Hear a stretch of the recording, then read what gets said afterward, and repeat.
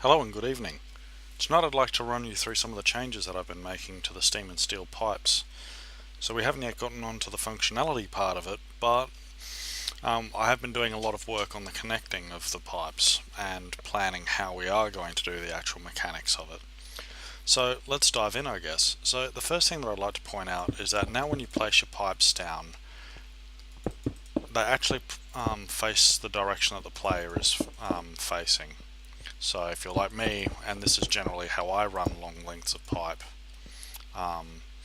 they just sort of follow you around. Now, on the other hand, if you have a pipe that's already been laid, they will continue to follow the thing along, like that. You'll notice that they still flow. Nowadays, they generally pick up the rotations. It's funny how every time I demonstrate this, they end up doing something silly.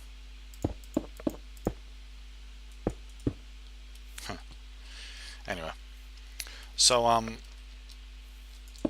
these pipes will now actually flow pretty well together.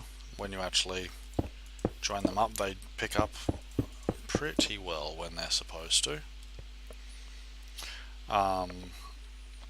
So nowadays you should be able to actually put together some rather interesting designs, and as you can see, it's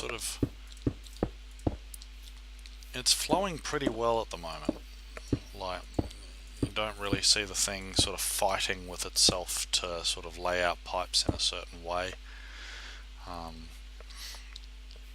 It just sort of plays quite nicely, and you can run pipes parallel to one another really easily now.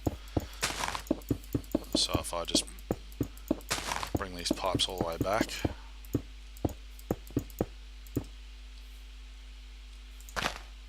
just fix up the garden a little bit. Alright, so now if you lay down two pipes right next to each other, say for instance, I'm going to start from here because if I put it here they'll join together, but as you can see,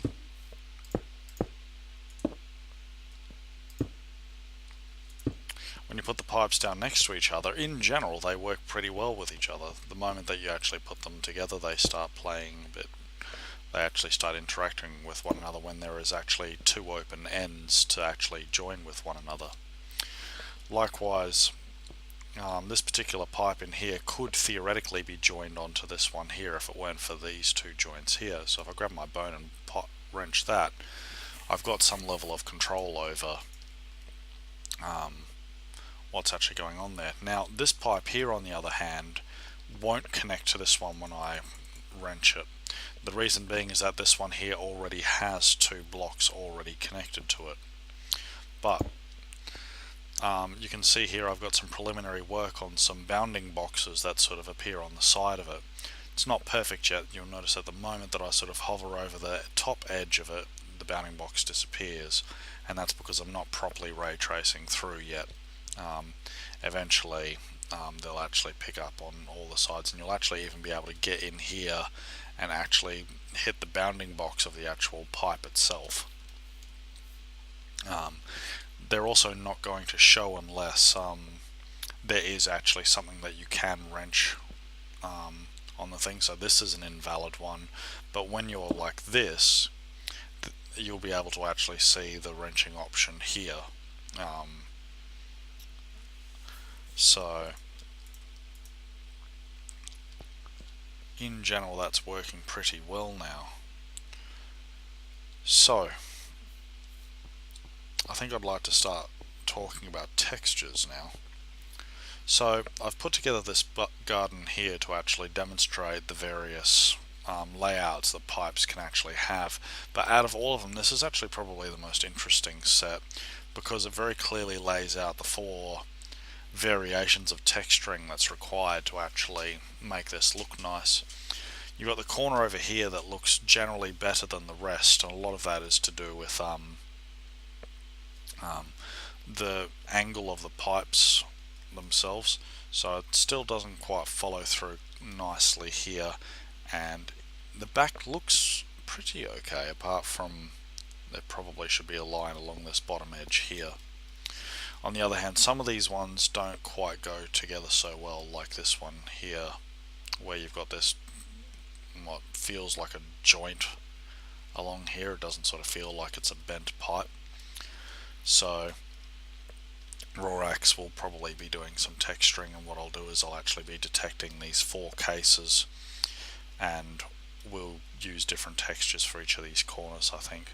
Now I'm pretty sure that those same rules apply to all of these ones as well, so there's nothing fundamentally different about this. It's just that one there is probably like this corner here just rotated a bit, so I'm not particularly worried about these cases at all, just as long as I get the rotations right.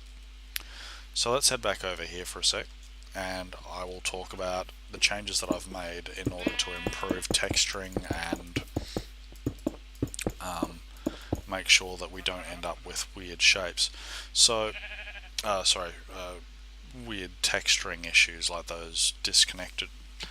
So on the previous build that I had, excuse me sheep, I'm trying to talk. Sorry, I don't like killing you, but you're annoying me.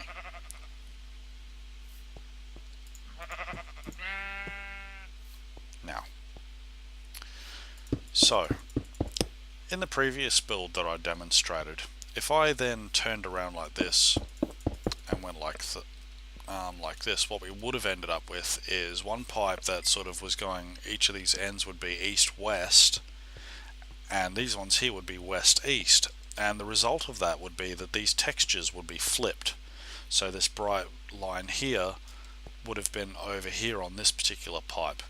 Now that would have caused a lot of I saw that cause a few weird problems when you had pipes that you'd basically gone like this and then like that, and you would have ended up with a big joint across the middle there to actually handle that.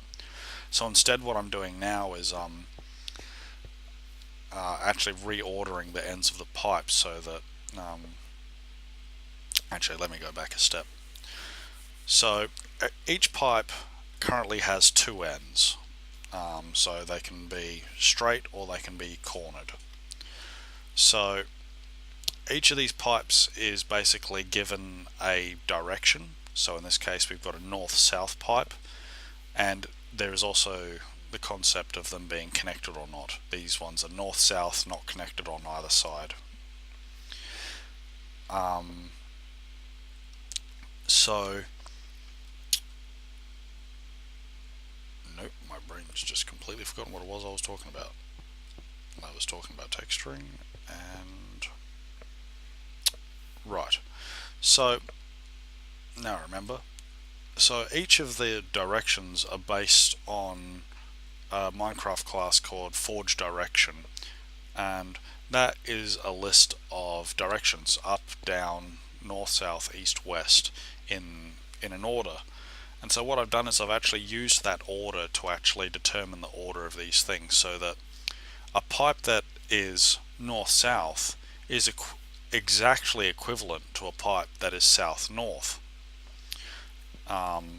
So with that in mind, what I've done is I've made it so that the lower end is always at 1. So it doesn't matter whether you place a pipe north-south or south-north, it will always reorder it to north-south.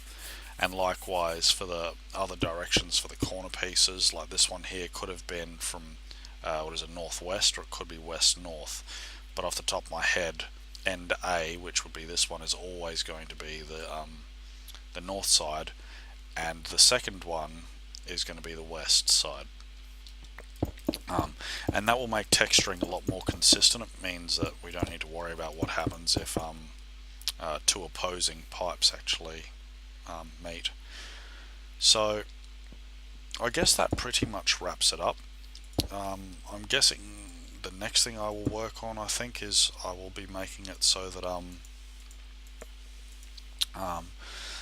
the wrenching stuff actually works properly, so these hitboxes will actually be obeyed. At the moment, although they're drawn, they're not being used in terms of figuring out what it is that you're trying to do with a given interaction. So that's next on the list. and hopefully when Rorax has a moment she'll be able to help me out with some more texturing to improve these things even again. And then from there we'll be moving back onto the junction pipes. I've got some models for valves, so we'll be using those in a bit, and hopefully soon I'll be able to mix it all together in with the actual steam boilers and actually start working on the actual fluid mechanics of these pipes. And with that, I will wish you a good evening. See you later.